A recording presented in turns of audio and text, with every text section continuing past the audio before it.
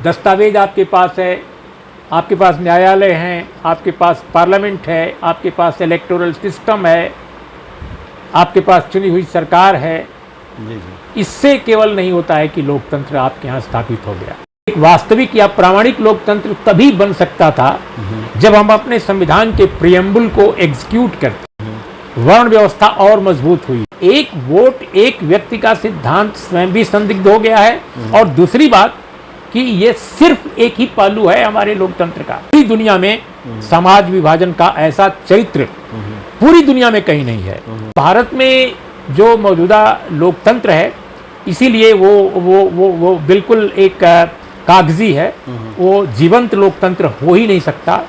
लोकतंत्र के नाम पर एक संविधान है, लेकिन वो संविधान जिसका कोई मतलब नहीं रह गया है, उसको सिर्फ कागजी बना दिया गया है कि ये बाबा साहब का संविधान नहीं है, ये संविधान सभा का संविधान है। संविधान सभा में कांग्रेस का डोमिनेंस था। बाबा साहब इससे बहुत सुंदर संविधान बनाना चाहते थे, और डॉक्टर अंबेडकर का कहना था कि डेमोक्रेसी को अगर खड़ा करना है इस देश में, उसको स्थापित करना है, तो आपको जातियों का विनाश करना पड़ेगा, वर्ण व्यवस्था का विनाश करना पड़ेगा। यहाँ पब्लिक सेक्टर का विनाश किया जा सकता है, यहाँ सरकारी स्कूलों का विनाश किया जा सकता है, विश्वविद्यालयों का विनाश किया जा सकता है, लेकिन वर्ण व्यवस्था का विनाश करने को कोई तैयार नहीं है। क्यों? लेकिन अपने समाज में उल्टा हो रहा है कि जितनी तेजी से पूंजीवाद बढ़ रहा है, उतनी ही तेजी से सांप्रदायिकता आ रही है। पूरे नॉर्थ इंडिया का मीडिया जो है वो 2 जातियों का, 2.5 जातियों का मीडिया है। यहीं पर भारत पूरी तरह फंसा हुआ है। भारत भटक गया है, और भारत अपने इस भटकाव से कब कैसे मुक्त होगा मैं नहीं जानता। तो आरक्षण जो है इसके लिए नहीं लाया गया था, वर्ण व्यवस्था के खात्मे के लिए। वर्ण व्यवस्था के खात्मे पर कोई तैयार नहीं था।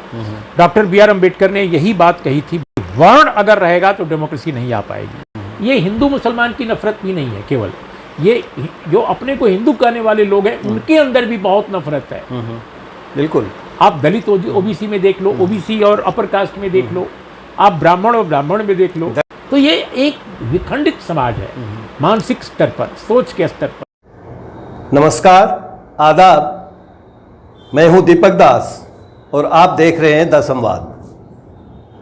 वरिष्ठ पत्रकार, आलोचक, समीक्षक और राजनीतिक विश्लेषक उर्मिलेश जी का बौद्धिक सफर काफी लंबा रहा है। लगभग 3 दशक तक विभिन्न दैनिक अखबारों का आपने संपादन किया है। सबसे ज़्यादा समय तक आप दैनिक हिंदुस्तान के साथ जुड़े रहे। 4 वर्षों तक आपने राज्यसभा टीवी के लिए भी काम किया है। पत्रकारिता के मूल्यों में आती गिरावट को देखते हुए उर्मिलेश जी ने मुख्यधारा की पत्रकारिता से किनारा कर लिया। अब वे न्यूज़ क्लिक जैसे नामचीन न्यूज़ पोर्टल के लिए काम कर रहे हैं। द संवाद वेब पोर्टल के लिए मैंने उर्मिलेश जी से हमारे रूबरू कार्यक्रम के लिए उनके वसुंधरा गाजियाबाद स्थित निवास पर उनसे बात की। तो चलिए सुनते हैं उन्हीं की जुबानी।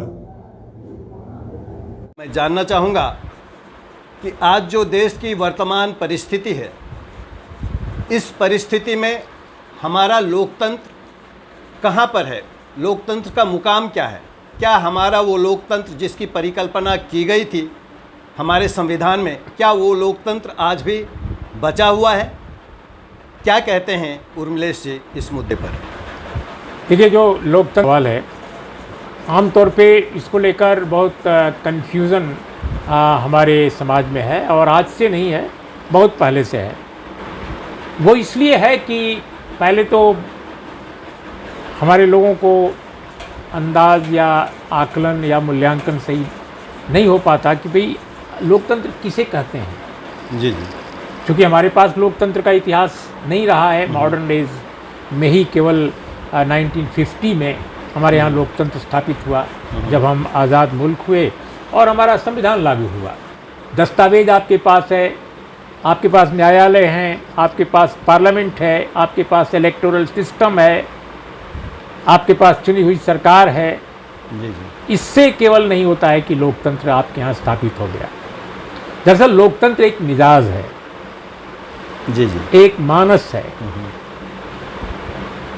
एक प्रवृत्ति है। जी। और एक कल्चर है।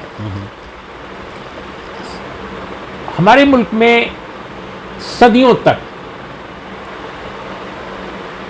एक राजतंत्रात्मक सत्ताएं रहीं, अलग अलग ढंग की। देश भी उस तरह का नहीं था जिसको हम आज देश के रूप में देख रहे हैं। जी जी। अलग अलग खंड थे, अलग अलग सूबे थे, अलग अलग उनका नाम था, अलग अलग राजा महाराजा थे। तो इसलिए जो नई जो रिजीम आज़ादी के बाद हमें मिली, जिसको हमने लोकतांत्रिक भारत के रूप में जाना, जी जी।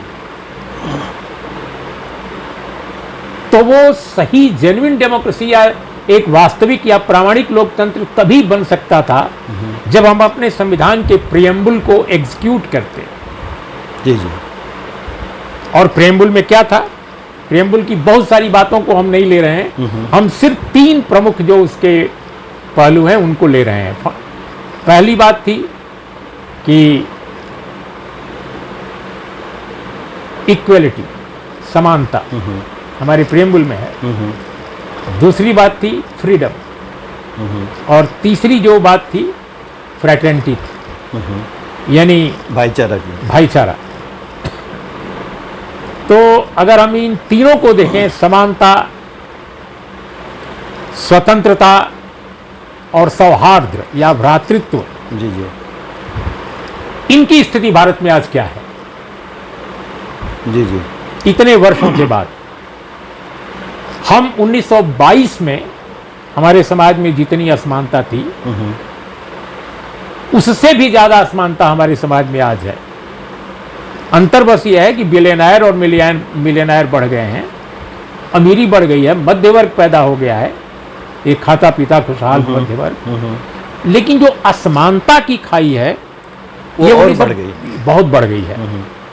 पहले गरीबी थी, लेकिन असमानता जो थी वो आज के बराबर नहीं थी, आज उससे भी ज्यादा है। और ये मैं नहीं कह रहा हूं, ये दुनिया के बड़े इकोनॉमिस्ट कह रहे हैं। उसमें थॉमस पिकेटी का स्कूल भी है, उनकी टीम के लोग भी हैं जिन्होंने इस पर रिसर्च किया है कि भारत में आर्थिक स्थिति क्या है। और दूसरी बात, तो इसका मतलब क्या हुआ? इसका मतलब कि देयर इज ह्यूज इनइक्वालिटी, माने हमारे यहाँ एक बहुत भयानक असमानता है हमारे समाज में।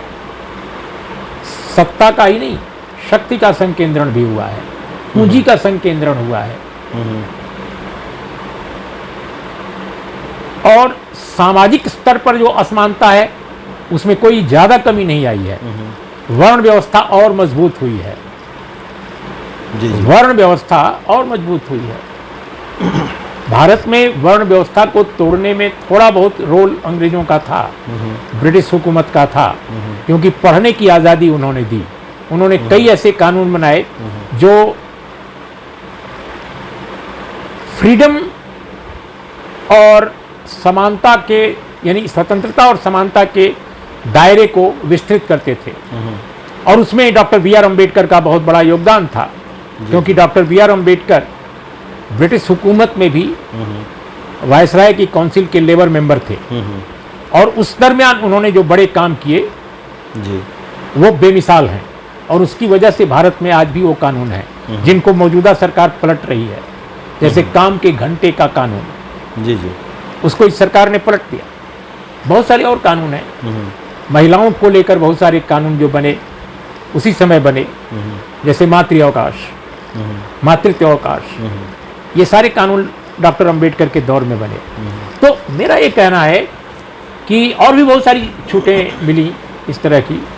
तो ये जो वर्ण व्यवस्था को कमजोर करने का जो काम था, जिसको कि अंग्रेजों के समय एक लेवल तक हुआ, मैं ये नहीं कह रहा हूँ कि पूरी तरह हुआ, लेकिन वो जैसे ज्ञान के दरवाजे खुले, स्कूलों के दरवाजे खुले जो पहले नहीं खुले थे सबके लिए, तो ये काम जो हुआ वो आगे और बढ़ना चाहिए था। आज क्या है, आज देखिए जो सरकारी विश्वविद्यालय हैं वो सिमट रहे हैं, उनकी बहुत बुरी स्थिति है, और प्राइवेट यूनिवर्सिटीज बढ़ रही हैं जहाँ लाखों रुपया फीस है, लाखों रुपया। सामान्य जन जहाँ नहीं जा सकते। तो आप पाएंगे कि कुछ ही साल बाद जो दलित, ओबीसी, आदिवासी या माइनॉरिटी कम्युनिटी के गरीब तबके, जिसको पसमादा मुस्लिम समाज कहते हैं, उनके जो बच्चे हैं वो ठीक से पढ़ नहीं पाएंगे, पैसा नहीं है। बहुत खाता पीता जो मुस्लिम समाज है या ओबीसी में जो बहुत खाते पीते लोग हैं, जो न्यू रिच हैं, वो पढ़ा पाएंगे अपने बच्चों को। That's all. SC ST को दी जा रही सुविधाएं में भी कटौती की जा रही है। तो ये चीज़ें सिमट रही हैं। डॉक्टर BR अम्बेडकर ने इसीलिए, जो ड्राफ्टिंग कमेटी के चेयरमैन थे हमारे यहाँ संविधान की, उन्होंने इसीलिए कहा था कि देखिए, संविधान बनने से हम लोकतांत्रिक नहीं हो जाएंगे। संविधान बेहतर अगर बना है तो ये गारंटी नहीं है कि आप लोकतंत्र बन जाएंगे। लोकतंत्र बनने के लिए जरूरी है कि हम अपने समाज में जो असमानता व्याप्त है उसको मिनिमाइज करें, कम करें और समानता की तरफ उन्मुख हों। और दूसरी बात जो उन्होंने बहुत महत्वपूर्ण कही थी, वो क्या कही थी?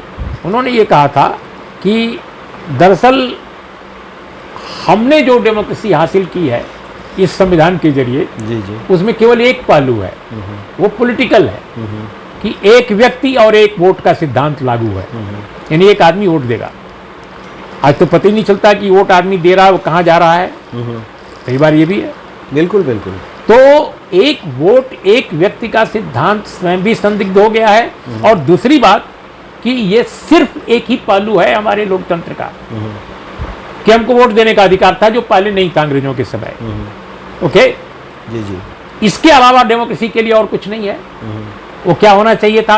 Social equality, cultural equality, economic equality, सामाजिक, सांस्कृतिक और आर्थिक जो समानता है, आज़ादी जो है, लोकतंत्र जो है, इन तीनों में जो लोकतंत्र होना चाहिए था वो नहीं है। इसमें सबसे बड़ी बाधक क्या है? वर्ण व्यवस्था, जो सामाजिक रूप से हमें समान नहीं होने देती है। और दूसरी जो आर्थिक जो बाधा है वो क्या है? प्राइवेटाइजेशन, विनिवेशीकरण, पब्लिक सेक्टर का खत्म किया जाना। ओके जी जी। तो ये जो चीजें हैं कल्चरल लेवल पर भी है। जो डोमिनेंट सेक्शन समाज के हैं, कल्चर उनके पास है, वो संस्कृति के ठेकेदार हैं। शेष जो लोग हैं वो पढ़े लिखे नहीं हैं, और अगर पढ़े भी लिख लिए तो वो उनका समुन्नत विकास नहीं हो पाता। तो मेरा ये मानना है कि देश में बड़ा हिस्सा जो समाज का है वो इस बात को समझ नहीं सका कि वर्ण व्यवस्था कितनी महत्वपूर्ण है भारत की समाज के लिए। पूरी दुनिया में समाज विभाजन का ऐसा चरित्र पूरी दुनिया में कहीं नहीं है। इसलिए यूरोप के जो कम्युनिस्ट थे या मार्क्सवादी वहाँ के जो थे, या सोशलिस्ट जो वहाँ के थे, उनके जो अपने पैमाने थे अपने समाज को देखने समझने के, और जो भारत के को देखने समझने के पैमाने हैं, उसमें फर्क होना चाहिए था। लेकिन इंडियन जो लेफ्टिस्ट हैं उन्होंने इस फर्क को नहीं समझा, और इसमें कहीं इनोसेंस भी था और कहीं डिसऑनेस्टी भी थी। तो इसलिए मुझे ऐसा लगता है कि बहुत सारी समस्याएं हैं, और जो दूसरी पार्टीज हैं उनमें तो बिल्कुल इन चीज़ों को लेकर समझ नहीं है। जो स्वयं अम्बेडकर के नाम पर काम करने वाली तथाकथित कुछ पार्टियां हैं, वो उनके नेता इतने इतने गैर माने नासमझ हैं और इतने भ्रष्ट भी हैं, और कि वो सत्ताधारी जो मौजूदा रिजीम है उसके एक जैसे लगता है कि एक बाएं पॉकेट में कोई है, एक दाहिने पॉकेट में है। तो जो इस तरह की जो सामाजिक न्याय की शक्तियां दिखाई देती हैं 31 साल में, वो सब ठप हो गए हैं। सबकी स्थिति बिल्कुल उनके पास कोई विचार नहीं रह गया है, कोई सोच नहीं है। तो भारत में जो मौजूदा लोकतंत्र है, इसीलिए वो बिल्कुल एक कागजी है, वो जीवंत लोकतंत्र हो ही नहीं सकता। आप यूँ कहिए कि लोकतंत्र के नाम पर एक संविधान है, लेकिन वो संविधान जिसका कोई मतलब नहीं रह गया है, उसको सिर्फ कागजी बना दिया गया है। और बहुत सारे लोग समझते हैं कि ये बाबा साहब के सपनों का संविधान है। मैं बार बार लोगों को बताता हूं कि ये बाबा साहब का संविधान नहीं है, ये संविधान सभा का संविधान है। संविधान सभा में कांग्रेस का डोमिनेंस था। बाबा साहब ने उसको आउटलाइन दिया, उस बाबा साहब ने उसको ड्राफ्ट किया, दैट्स ऑल। बाबा साहब इससे बहुत सुंदर संविधान बनाना चाहते थे। और डॉक्टर अंबेडकर का कहना था कि डेमोक्रेसी को अगर खड़ा करना है इस देश में, उसको स्थापित करना है, तो आपको जातियों का विनाश करना पड़ेगा, वर्ण व्यवस्था का विनाश करना पड़ेगा। लेकिन अपने देश में कोई पॉलिटिकल पार्टी नहीं है जो ये खुलकर कहे कि वो वर्ण व्यवस्था के विनाश के पक्ष में है। तो यहाँ पब्लिक सेक्टर का विनाश किया जा सकता है, यहाँ सरकारी स्कूलों का विनाश किया जा सकता है, विश्वविद्यालयों का विनाश किया जा सकता है, लेकिन वर्ण व्यवस्था का विनाश करने को कोई तैयार नहीं है। क्यों? तो अगर आप वर्ण व्यवस्था का विनाश नहीं करते तो आज हमारे समाज में जो सांप्रदायिकता है, जो धार्मिकता है, जो धार्मिकता का डोमिनेंस है, और धर्म का भी एक विकृत रूप, ये धर्म नहीं है कि कोई एक दूसरे को मारे, एक दूसरे की हत्या करे, नफरत करे, ये धर्म नहीं है। दुनिया का कोई धर्म इस तरह की बात नहीं करता, और अगर करता है तो वो धर्म नहीं है। तो ये जो आज सांप्रदायिकता की समस्या है, जो निरंकुशता की समस्या है, वो भारतीय समाज में क्यों इतनी डोमिनेंट है, डिस्पाइट ऑफ की पूंजीवादी विकास हो रहा है, कारपोरेट हमारे देश में है, पूंजी है। पूंजीवाद को आमतौर पे सामंती समाज से ज़्यादा प्रगतिशील माना गया है, लेकिन अपने समाज में उल्टा हो रहा है कि जितनी तेजी से पूंजीवाद बढ़ रहा है उतनी ही तेजी से सांप्रदायिकता आ रही है। इसलिए कि हमारे देश की जो वर्ण व्यवस्था है उसने सभी चीज़ों को नियंत्रित कर रखा है। वो अर्थव्यवस्था से लेकर राजनीति को प्रभावित कर रही है। आप देखिए प्राइवेट सेक्टर में दलित, ओबीसी, माइनॉरिटी कम्युनिटी के लड़कों के रोजगार के आंकड़े निकाल कर देखिए क्या स्थिति है। आप मीडिया की बात करते हैं, बहुत सारे लोग देश में कि मीडिया हमारे यहाँ आज़ाद है। क्या आज़ाद है मीडिया? आप मीडिया का स्ट्रक्चर देख लीजिए। मीडिया में कितने लोग दलित है, कितने लोग आदिवासी है, कितने लोग ओबीसी है, कितने लोग माइनॉरिटी कम्युनिटी के हैं। हिंदी के मीडिया का, अंग्रेजी के मीडिया का, दोनों का उदाहरण ले लीजिए। साउथ के मीडिया को छोड़ दीजिए तो पूरे नॉर्थ इंडिया का मीडिया जो है वो 2 जातियों का, 2.5 जातियों का मीडिया है। तो ऐसे समाज में लोकतंत्र कहाँ से आप लाएंगे? कहाँ से स्वतंत्रता लाएंगे? कहाँ से फ्रीडम लाएंगे? और विमर्श करने वाले लोग हैं जो प्रगतिशील हैं या अप्रगतिशील हैं, वो सब एक ही तरह के लोग हैं। कोई उसमें प्रगतिशील कहता है अपने को, कोई कम्युनल कहता है, कोई कहता है कि वो भारत को हिंदूवादी बनाना चाहता है, कोई कहता है भारत को समाजवादी बनाना चाहता है। लेकिन बेसिक सवालों से दोनों भागते हैं। दार्शनिकता, प्रगतिशीलों की तरफ से दार्शनिकता बघारी जाती है, और जो गैर प्रगतिशील लोग हैं, जो कंजर्वेटिव्स हैं, वो हिंदुत्व का दर्शन दिखाते हैं। तो यहीं पर भारत पूरी तरह फंसा हुआ है, और इससे निकालने के लिए मैं समझता हूँ कि डॉक्टर B.R. अम्बेडकर और भगत सिंह जैसे लोग जो है, इस तरह के लोग अगर होते हैं मॉडर्न आज के दौर में, तो शायद भारत में जो गतिरोध है उसको तोड़ सकते थे। मुझे और कोई रास्ता नहीं दिखाई देता है कि एक क्रांतिकारी दार्शनिक भगत सिंह, एक बड़ा विचारक जो बहुत कम उम्र में जिनके जीवन खत्म हो गया, शायद वो जीवित होते तो बहुत बड़ी घटना होती जी और भारत बदलता। और अंबेडकर और भगत सिंह के विचार अगर एक हो जाते तो दोनों का कोर्स करेक्शन भी होता और एक कन्वर्जेंस होता बहुत बड़ा। तो इसलिए मैं समझता हूँ कि भारत भटक गया है और भारत अपने इस भटकाव से कब कैसे मुक्त होगा मैं नहीं जानता। वर्ण व्यवस्था की बातें आई कि समय में और ज़्यादा मजबूत होकर सामने आया है, और इस वर्ण व्यवस्था को समाप्त करने के लिए हमारे संविधान में आरक्षण की व्यवस्था की गई थी। फिर क्या कारण हुआ कि आरक्षण के बावजूद ये जो हमारे समाज में वर्ण व्यवस्था है ये और ज़्यादा मजबूत होकर सामने आ गया है और शासक वर्ग इसका फ़ायदा भी ले रहा है? नहीं, वर्ण व्यवस्था को ख़त्म करने के लिए आरक्षण नहीं लाया गया था जी। पूरा जो सिद्धांत था या विचार था उसकी अगर आप पृष्ठभूमि को पढ़ना चाहें, इसीलिए मैंने कहा कि ये अलग सवाल है और लंबा इस पर जवाब चाहिए जी। समझाने के लिए, कभी भविष्य में बाद में बात करेंगे। जी। अगर पुणे पैक्ट को आप देखें और उसकी पूरी बैकग्राउंड को पढ़ें तो फिर बात समझ में आएगी कि आरक्षण कैसे आया, आरक्षण की पृष्ठभूमि क्या है। और भारत में आरक्षण ये पहली बार नहीं आया पुणे पैक्ट के बाद। इसके पहले भी कुछ ऐसे सूबे थे भारत के जहाँ पर आरक्षण लागू किया गया था, और जैसे शाहू जी महाराज जहाँ उनका राज था वहाँ।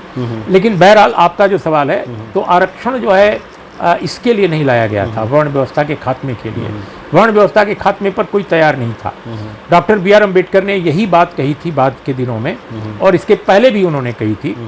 उनकी एक किताब है बहुत मशहूर, एलिनेशन ऑफ कास्ट। जी। अगर उस किताब को आप देखिए, वो 1936 के आसपास या उसके साथ पहले, हम इस समय एग्जैक्ट याद नहीं कर पा रहे हैं, तो आई थी। और वो भाषण था, दरअसल एक पुस्तिका के रूप में छपा है।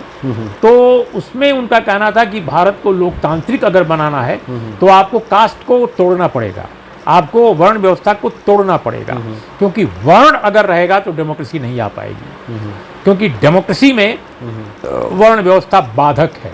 और वर्ण व्यवस्था के रहते हुए भारत को एक जेन्युइन नेशनल डेमोक्रेसी अचीव नहीं की जा सकती है, खुशहाल देश नहीं बनाया जा सकता है। ये बात डॉक्टर अंबेडकर ने कही, जिसको कि दूसरे लोग मानने को तैयार नहीं थे। आज की तारीख में भी सारी पार्टियां समाजवाद की बात करती हैं, वामपंथ की बात करती हैं, प्रगतिशीलता की बात करती हैं, कोई हिंदुत्व की बात करता है, लेकिन कोई ये नहीं कहता कि वर्ण व्यवस्था को तोड़ने को राजी है। हर चीज़ तोड़ने को राजी है, लेकिन वर्ण व्यवस्था तोड़ने को राजी कोई नहीं है। जी जी। तो इसलिए मैं समझता हूँ कि वो बिल्कुल अलग सवाल है, अलहदा सवाल है। कि जैसे जमींदारी एवोल्यूशन हुआ, बहुत जगह लैंड रिफॉर्म्स ठीक से नहीं हो पाया, लेकिन कुछ राज्यों में हुआ। तो अगर जमींदारी एवोल्यूशन हो सकता था, प्रीपर्स एवोल्यूशन हो सकता था, तो वर्ण व्यवस्था का भी एवोल्यूशन हो सकता था, जो नहीं किया गया। तो भारत के सामने बहुत बड़ी समस्या है वर्ण व्यवस्था, और ये रहेगी, और तब तक ये रहेगी जब तक हम लोग ऑनेस्टली अपने देश को मजबूत करने का इरादा, संकल्प नहीं लेते। और जो हिंदुत्व की विचारधारा है, दरअसल उसका भी रिश्ता वर्ण से है, वो उससे अलग नहीं है। और इसीलिए डॉक्टर बी आर अम्बेडकर ने आज़ाद भारत से पहले, यानी जब हम गुलाम थे तभी कहा था कि इस देश में, इस देश को बचाने के लिए, नेशनलिज्म के लिए, डेमोक्रेसी के लिए बहुत ज़रूरी है कि हिंदुत्व राज न स्थापित हो। हिंदुत्व राज भारत के लिए, देश को बनाने के लिए उसके रास्ते में बाधक है। ये बात कही थी डॉक्टर बी आर अम्बेडकर ने। तो ये बहुत जटिल प्रश्न आपका है। आरक्षण एक्चुअली जो है वो लोगों की हिस्सेदारी बढ़ाने के लिए लाया गया एक कदम था, जिसको कि हमारे शासकों ने सही ढंग से प्रचारित और प्रसारित नहीं किया। जनता में कन्फ्यूजन उसको लेकर पैदा हुआ। और आज भी आप देखिए कि आरक्षण की स्थिति क्या है। जो लोगों को आरक्षण उपलब्ध है, उसके बावजूद जो विभिन्न जातियों का परसेंटेज जो भारत में है, उनको रिप्रेजेंटेशन नौकरियों में नहीं मिला आज भी नहीं। और उसके बाद भी आपको 10% EWS के नाम पर एक रिजर्वेशन दिया गया है, जो सुप्रीम कोर्ट में चैलेंज किया गया, क्योंकि भारत के संविधान में आर्थिक आधार पर आरक्षण की कोई व्यवस्था नहीं है, और वो इल्लीगल है मेरे हिसाब से। लेकिन उसको नोटिफाई कर दिया है सरकार ने, और अभी तक सुप्रीम कोर्ट को वक्त नहीं मिला कि उस पर विचार करें, लेकिन चल रहा है। तो एक तरह से दलित, आदिवासी, OBC या पसमादा मुस्लिम, जो भी आप कह लीजिए, इनके अलावा अगर रिजर्वेशन है तो वो 60% हो जाता है, यानी अपर कास्ट रिजर्वेशन 60% के आसपास पहुंच जाता है इनडायरेक्टली। तो ये जो पहलू है भारत का, इसको पॉलिटिकल पार्टीज ऑनेस्टली समझने को राजी नहीं है। इसीलिए भारत में इतना विभाजन है, इतनी नफरत है। ये हिंदू मुसलमान की नफरत भी नहीं है केवल, ये जो अपने को हिंदू कहने वाले लोग हैं उनके अंदर भी बहुत नफरत है। बिल्कुल।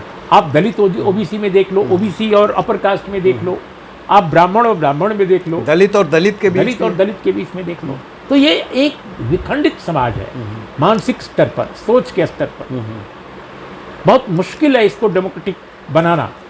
इसीलिए मैंने कहा कि डेमोक्रेसी संरचना केवल नहीं है, एक मिजाज है, और हमारे पास वो मिजाज अभी तक भारत में नहीं है। धन्यवाद आपका। तो अब तक आप सुन रहे थे भारतीय लोकतंत्र पर अमलेश जी का विचार। अगर आपने अब तक हमारे चैनल को सब्सक्राइब नहीं किया तो सब्सक्राइब करें, लाइक करें। धन्यवाद।